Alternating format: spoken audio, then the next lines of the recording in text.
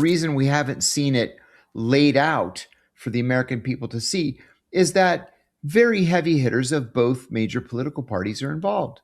And I think that because they're very powerful and they're very wealthy and they have friends in very high places, they've been able to keep this as quiet as possible. For decades, the public has been fed a carefully crafted image of intelligence agencies, one that hides the real machinery of power. In this recent interview, John Kiriakou, a former CIA officer turned whistleblower, pulls back the curtain on how governments and institutions conceal their deepest secrets. From the true purpose behind Jeffrey Epstein's connections to the hidden hand of Israeli intelligence in American politics, Kiriakou reveals the cover-ups, the manipulation, and the alliances authorities never want you to see. I really believe that there was, I wouldn't call it a lack of institutional curiosity so much as I would call it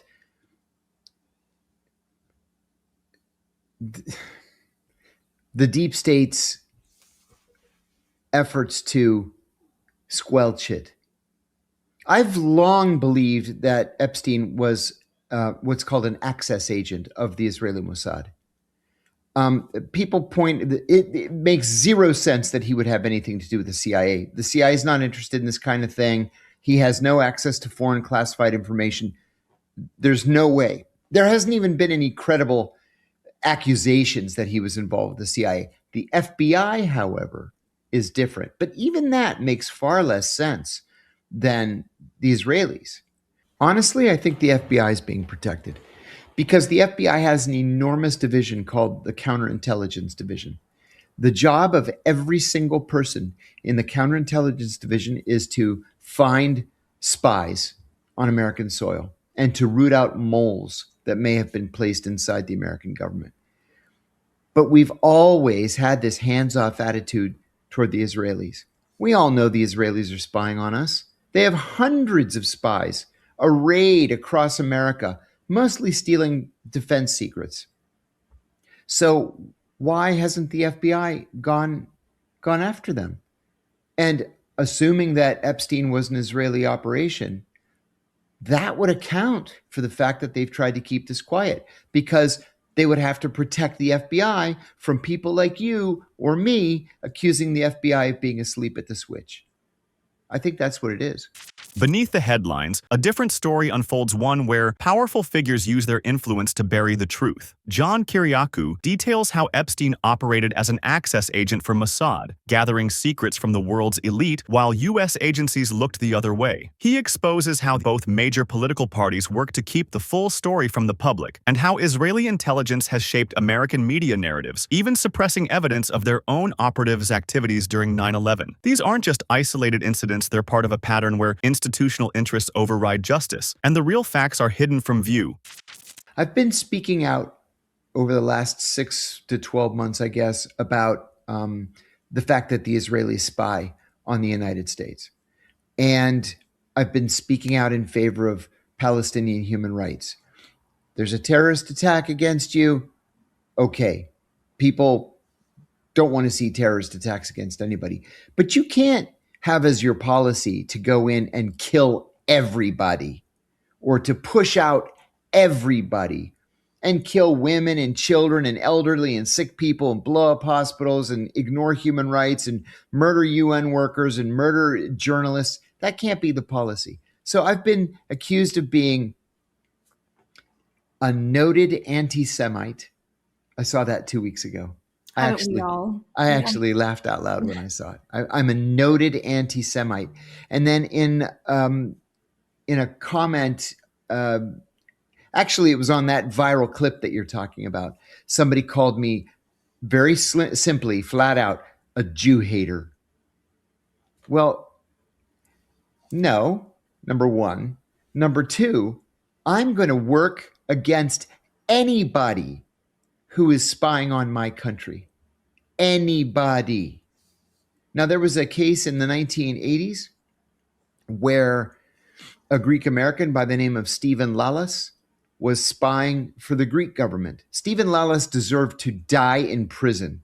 He didn't. He was released. He moved to Greece. He became a Greek citizen. He's a big hero over there. But anybody spying against the United States deserves the worst that the judicial system can throw at him. And the Israelis are spying on the United States. Yes, yes. And it started in 1969 when Richard Nixon said that the U.S. would protect Israel under any circumstances. Our foreign policy changed in 1969 to guarantee Israel's safety and security. That was also about the same time that AIPAC became a major force in American politics. AIPAC has been around since the 50s. And from the 50s to 1969, 1970, 71, it would make, campaign donations to this candidate or that candidate and, would put out position papers, whatever, just like every other lobbying group. But now it's like a country in and of itself. And if you don't toe the line, the Israeli line, in Washington on Capitol Hill, they will primary you and they will spend millions of dollars to defeat you. And they're very successful. Well, that might be great for Israel, but I'm not an Israeli citizen. I want what's great for America. And this system that we have now, it's just not working out. Also, and I don't mean this rhetorically, I mean it literally, why does AIPAC not have to register as a foreign agent? It's a mystery to me, and literally no one has ever offered up a believable reason. It's because they get special treatment at AIPAC. I think the thing that most people don't understand, and I mean including friends and family members of mine, is that oftentimes American foreign policy and Israeli foreign policy do not coincide.